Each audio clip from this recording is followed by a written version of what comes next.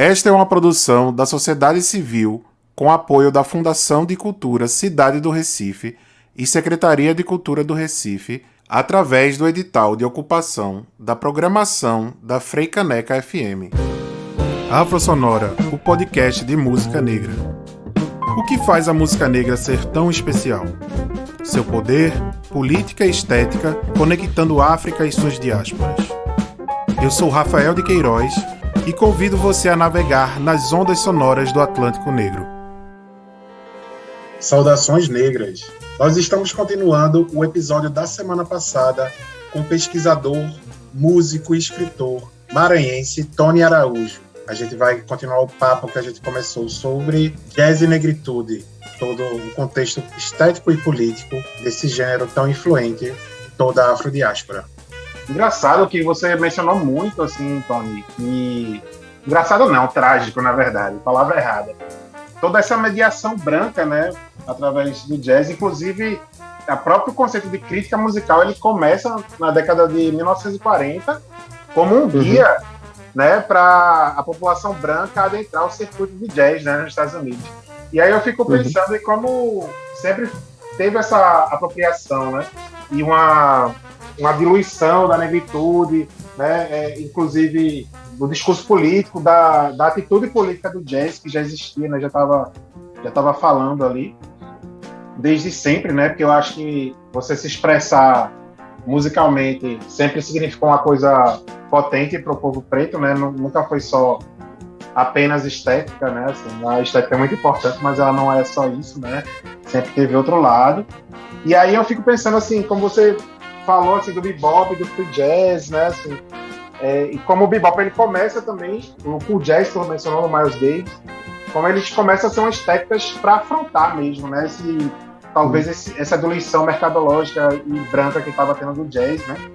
E aí eu queria saber se a partir dessas estéticas do jazz que vão se radicalizando, né, de alguma forma, e ao mesmo tempo talvez se conectando com movimentos políticos, né, assim, movimento dos direitos civis nos Estados Unidos, depois Black Power, né, e aí coincide com essa época que está aparecendo o free jazz. Você vê como o movimento jazz sul-africano foi importante, né, na luta contra o apartheid. Sim. E na década de 70, né, e como isso vai se juntando, né, o próprio Afrobeat do Fela Kuti, né? Sim. Extremamente politizado, né? E uma música de revolta mesmo, né? De denúncia anticolonial, anti-imperialista. Ela tem muita influência do jazz. Ele começa como músico de jazz, né? Antes de criar o Afrobeat, né? E se apaixonar pelo soul e o funk e tal também, que são outros ritmos afrodiaspóricos importantes.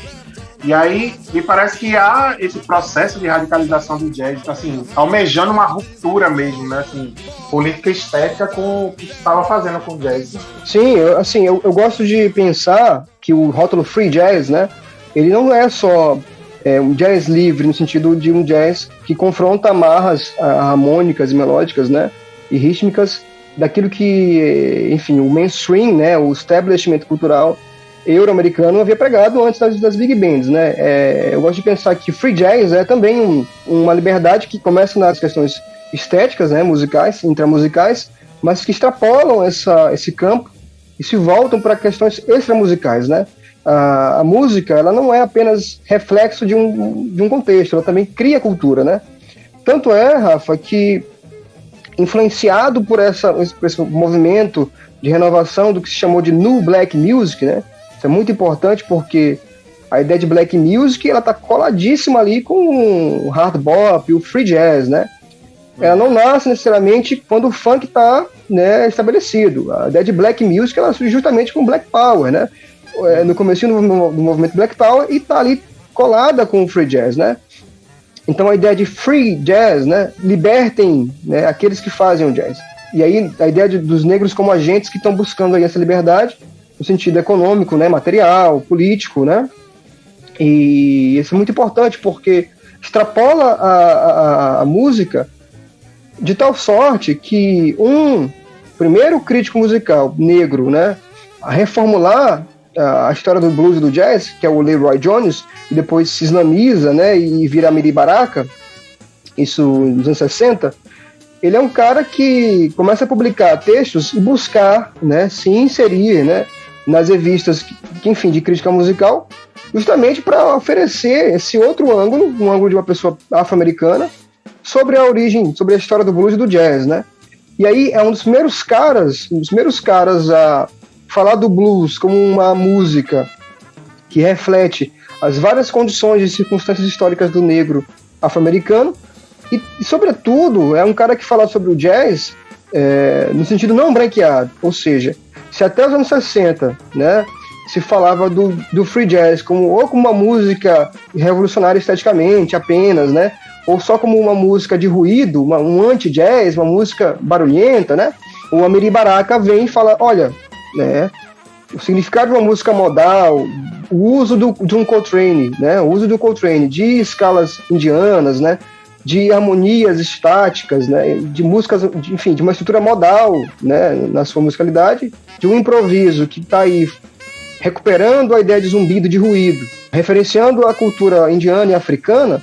Ele está fazendo isso, né, por várias questões históricas e sociais do negro aqui nos Estados Unidos, né. Se um Sonny Rollins vai lá e faz um moicano, isso aí no final dos anos 50, se um Sonny Rollins faz um moicano, ele está fazendo aquilo ali para também contestar, né, as várias violências que os nativos americanos passavam ali naquela época nos Estados Unidos, né? Então todas essas atitudes, né, chama de atitudes, né, todas essas posturas na performance, na musicalidade desses instrumentistas estão diretamente conectadas com a experiência preta afro-americana. Percebe que por conta da música, por conta das evoluções musicais desses instrumentistas, isso afeta, né, parte da inteligência afro-americana, a ponto de um Amiri Baraka, não por acaso conhecido como um Malcolm X da literatura, surgir e buscar seu espaço nesses lugares, até então monopolizados pelos brancos, né, Downbeat, Jazz Magazine, né,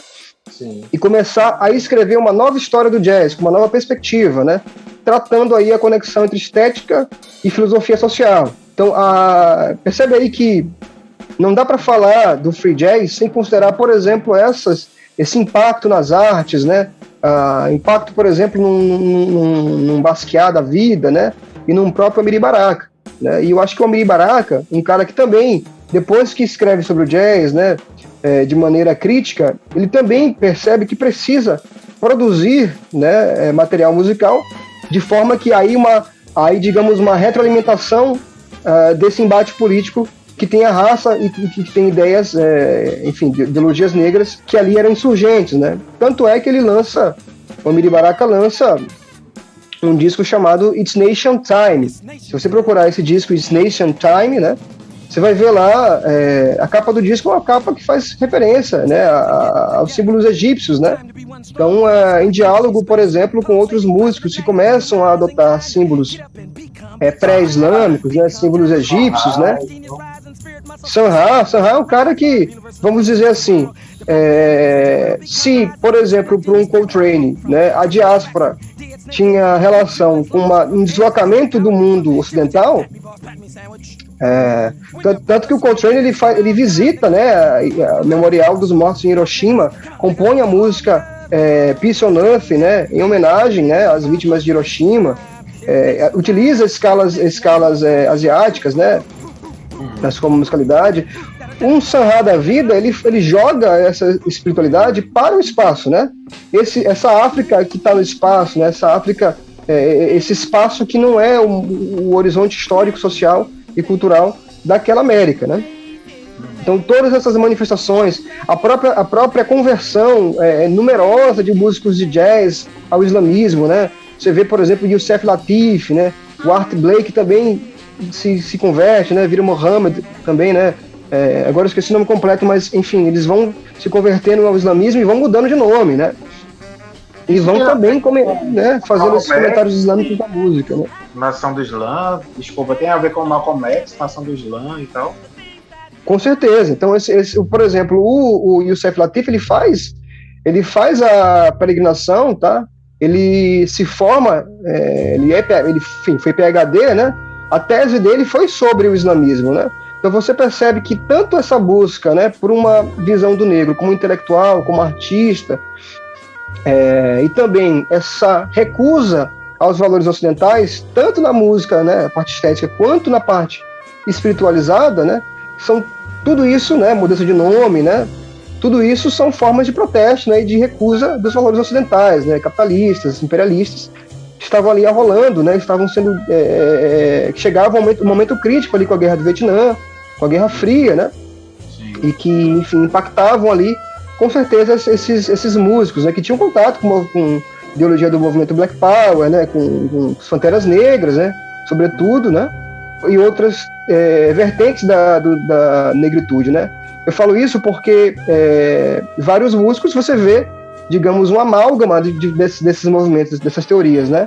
O Max Roach, por exemplo, é um cara, né, que está ali criticando a segregação racial, né, lutando através da música pelos direitos civis, né. Há vários músicos como o Max Roach que fazem esse comentário dos direitos civis afro-americanos, mas que não se limitam a isso, né. Você vê, por exemplo, o álbum Force, né, sobre o qual falei no meu Instagram recentemente, que é um álbum que faz aí um comentário, né, de solidariedade às lutas anticoloniais, né, às lutas anti-apartheid, e que são álbuns que falam de maoísmo, que falam de panafricanismo, que vão ali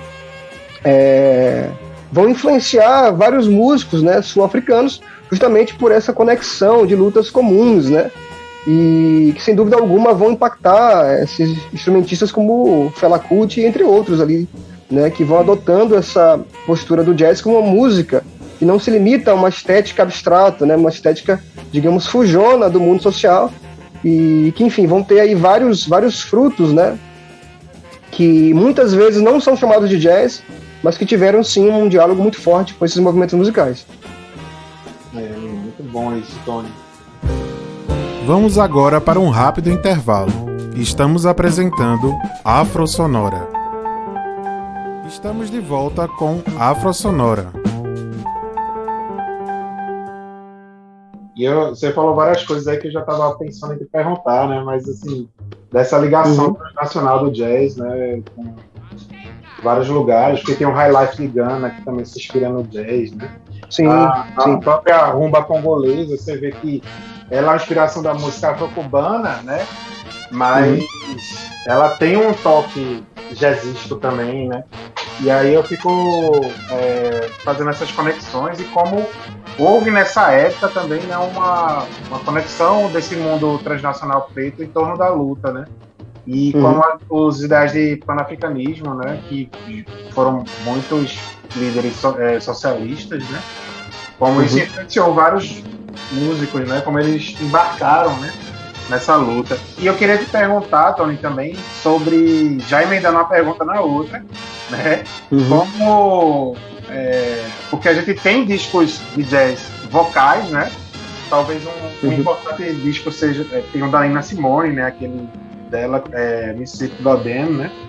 Sim. Mas tem da Abe Lincoln também, né? Que foi anterior à Nina Simone, que foi super mal recebido pela crítica branca, né? Porque disse que era um disco só de protesto, que era um disco panfletário, todas essas coisas que a branquitude fala, né? Para deslegitimar nossos discursos. Mas também tem o lado instrumental que você está falando muito, assim, que é muito importante, e que talvez situar a gente e como, de forma instrumental, a gente também está marcando um protesto, está marcando um lugar ali, né? Como a música, pelo instrumento, ela consegue, pelo som, né, ela consegue comunicar, né, essa mensagem. Aí ia ser massa que eu ouvi falando sobre isso. Rafa, tu falou muitas coisas interessantes aí, cara, que eu acho que, para terminar, preciso comentar, antes de falar de discografias, né? Que, por exemplo, você falou da questão afro-cubana, né? E é muito curioso, porque o Dizzy Gillespie, ele fala na sua autobiografia, né, que ele começou a ter contato com a música africana, com a música cubana, e começou a perceber ali as semelhanças, né, e entender, digamos, a sua origem identitária, né, a partir justamente de vários concertos que eles estavam fazendo, que eram promovidos por líderes, né, como Paul Robeson, né, que faziam ali concertos e aproximavam esses músicos, né, com esses músicos afro-americanos com músicos afro-cubanos e africanos, né? Eu estou falando aqui dessa migração que houve também de músicos sul-africanos para, enfim, concertos lá nos Estados Unidos e que eram promovidos muitas vezes por casas de shows e por sociedades que tinham ligação com o movimento pelos direitos civis, né? Então é muito curioso, porque a ideia de Latin Jazz, jazz latino, né, ele nasce justamente de uma experiência política desses músicos, desses instrumentistas, né? Então não foi só uma questão ali, digamos, comercial. Houve também ali um movimento de aproximação política, né, desses instrumentistas. Isso é uma coisa que eu queria comentar. Em relação à questão vocal, um dos discos que a Abe Lincoln canta, né, quando ela era esposa do Max Roach, né, é o Freedom Now Suite, né? O Freedom Now Suite, que foi lançado em 63, me parece, ou melhor, nos anos 60, e que ela canta músicas como All Africa, né? Enfim, canta Freedom Now Suite, né? E que mistura ali... Incrível, né? É um marco... Assim, é um marco, assim. É claro que antes desse disco, houve um outro, de 58, que é o... E aí já estou dando dica discográfica, né? Já houve o disco do Sonny Rollins, né? Que é o Freedom Suite, né? Olha a semelhança, né? Dos nomes, né? E você vê que o disco do Max Roach começa com We Insist, Freedom Now Suite, então é muito mais enfático. A capa do disco você vê pessoas pretas sentadas no restaurante sendo servidas, né, por um atendente branco, fazendo referência a um movimento estudantil chamado Sirin Movement, né? Que era um movimento ali não violento de estudantes negros, né? Em sua maioria universitários, que consistia em sentar-se nesses lugares que eram segregados, né? E exigir que fossem atendidos em par de igualdade aos brancos, né? Então a própria capa do disco, né, tá ali, né, é bastante política, bastante forte, né? Sem falar que os cantos da Abe Lincoln, né, que dialogam com a bateria, isso é muito importante. Porque aqui o canto, a voz da Abe Lincoln, ela não está ali, digamos, posicionada numa hierarquia superior aos instrumentos musicais. Na verdade, ela volta a ser instrumento. Então, o tambor e a voz, eles estão ali conversando num canto-resposta, comentando, referenciando a ideia de antifonia, né, muito presente nas culturas afrodiaspóricas, da cultura africana. Então, a própria noção de canção não é a noção de canção tradicional, né, euro-americana, né, europeia, né? A ideia da voz como superior e líder, né, da musicalidade. A voz ali também é um instrumento, né? Começa a perceber ali as vezes em que a voz e a bateria fazem conversa, a hora que a bateria começa a falar o seu texto, depois a voz entra, as várias vocalizações que fazem referência a cantos espirituais, né? Uma coisa bastante forte. E é muito interessante, porque pessoas como a Abe Lincoln, cantoras como a própria Billie Holiday, né? Músicos como Charles Mingus, né? Todos esses músicos que tendem começam a gravar, né, músicas mais de protesto, mais engajadas, eles são prontamente boicotados por várias gravadoras, né? Eles são impedidos de tocar. A capa dos discos, quando era muito evidente politicamente, era boicotada, né? A capa do Force, por exemplo, do Max Roach, foi boicotada, né? Mudaram a capa do disco, colocaram apenas a foto dos dois instrumentistas que gravaram, né? Que foi o Max Roach e o Art Shep, ou seja, a tentativa reincidente de tornar o jazz uma música não engajada, uma música abstrata, né? E essas cantoras, Nina Simone, sofreu muito também, muitos boicotes, muitas sabotagens comerciais, por aqueles que as bancavam antes, né? Quando eram cantoras, digamos, comportadas, né? Que não enfatizavam a sua origem negra, ou quando cantavam sobre o negro, sempre se voltando para uma ideia, digamos, que o branco adorava, né? A ideia do negro que ficou no sul, né? Aquela coisa romantizada, e que, a partir do momento em que elas rompem esse romantismo, sacodem esse romantismo, elas são boicotadas, né? Elas e os instrumentistas. Então, gostaria de sugerir que escutasse, né, o Freedom Now Suite, dando atenção para esse diálogo entre voz e instrumental, tá? Também gostaria de que escutassem dois discos que antecedem o Freedom Now Suite, que é o Jazz Advance, né, do Cecil Taylor, e o Freedom Suite do Sonny Rollins, tá? Eu acho que o Art Shep é um músico fundamental para entender a relação entre música instrumental, free jazz e política, né? Porque ele foi um cara que lançou isso em 63, né, 65, o Fire Music, que também é um disco muito potente. Tem uma música lá chamada Malcolm, né? Foi na época que o Malcolm foi assassinado, e foi uma homenagem ao Malcolm X. E também, mais na frente, né, nos anos 70, ele lançou o Attica Blues de 71, lançado no ano do massacre da prisão de Ática, que foi aquele massacre que matou várias pessoas pretas que estavam protestando contra os abusos e maus-tratos carcerários, tá? Dentro daquela prisão lá, chamada de Ática, né? E o Attica Blues é um disco que faz várias referências, né? A Malcolm X, ao massacre naquela prisão, né? Então, eu acho que o Art Shep é um cara que também deve entrar nessa discografia. Para além do Art Shep, né? Eu acho que o Coltrane também é fundamental, o pessoal escutar o disco África, né? De 61, Africa Brass, nome do disco, tá? E deixa eu ver, eu acho que o Oliver Nelson também. O Oliver Nelson tem um disco chamado Afro-American Sketches, que é um disco fundamental, até pela capa dele, você vê o Oliver Nelson, né? Me parece que esse disco ele tá na capa e tem atrás dele o mapa da África, né? Isso, ele tá como uma espécie de professor, né, em frente ao mapa. Eu acho que é um disco fundamental, até pelas questões melódicas, né?